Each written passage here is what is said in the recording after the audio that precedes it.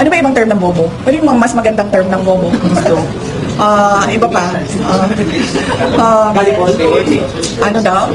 Sa Bisaya, sa gani lang bugo gani? Ay. Pero sa Bisaya lang, sa bugo. Uplok. Mas worse na sa bubo eh. Yung medyo maganda pakinggan pero nagsasabi ka pa rin na bobo. Ano? Ha? Slow? Slow kasi hindi siya bobo eh. Slow. Siya mahina lang, no? Ano ba iba? Bobo na lang. Diba? Yan yung example ko. Kita nyo, kailangan ko pa mag-explain.